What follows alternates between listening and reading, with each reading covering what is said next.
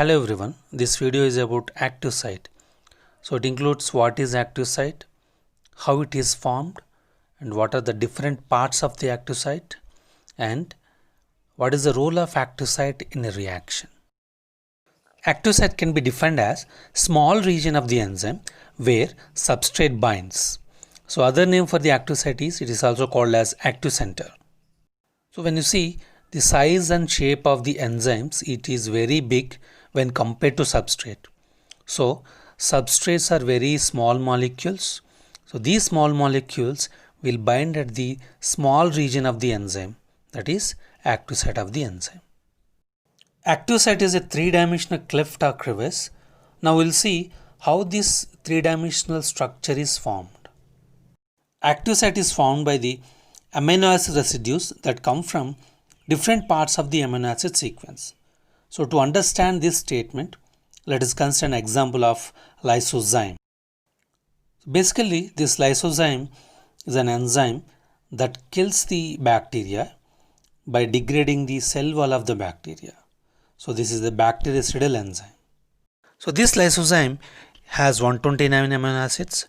Out of these 129 amino acids, the active site of the lysozyme is formed by 5 amino acids numbered 35th, 52nd, 62nd, 63rd and 101th amino acids. So only 5 amino acids out of 129 amino acids, they are forming the active site of the lysozyme. Now we'll see how these are forming the active site of the enzyme. We know that there are different types of protein structures like primary, secondary, tertiary and quaternary.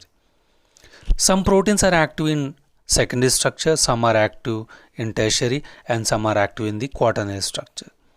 But most of the biologically active enzymes, they have this tertiary structure. So you can see in the picture, the different amino acids, they are coming together during the folding of the polypeptide chain.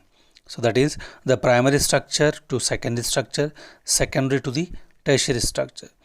So during the formation of the tertiary structure, different amino acid residues, one is 35th amino acid, one is 52nd, 62nd, 63rd and 101 amino acid. So these different amino acids, they come together during the folding of the polypeptide chain to form the active site of the enzyme. So this is how the active site is formed. Active site consists of two different parts. One is substrate binding site and the other one is the catalytic site. Now coming to the substrate binding site. So there are some amino acid residues that are involved in the binding. First, they recognize the substrate and after that they'll bind the correct substrate. So whenever the substrate is binding with the amino acid residues, it forms non-covalent interactions. Now, once the binding substrates recognize the substrate and when they bind with the substrate, they form enzyme-substrate complex. So that's why this part of the active site, which is involved in substrate binding, is called as the substrate binding site. Coming to the second site, that is catalytic site. This site consists of catalytic amino acid residues. So these residues, they create a chemical environment which brings changes in the substrate molecules. And whenever these changes take place, it enhances or increases the rate of reaction by converting enzyme substrate complex into enzyme and product. So that's why this part of the active site, which is involved in increasing the rate of a reaction, is called as the catalytic site. Now coming to role of active site in a reaction.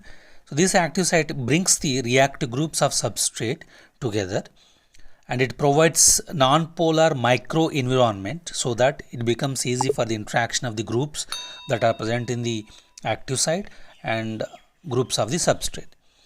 And this active site stabilizes the transition state and it also involved in lowering the activation energy.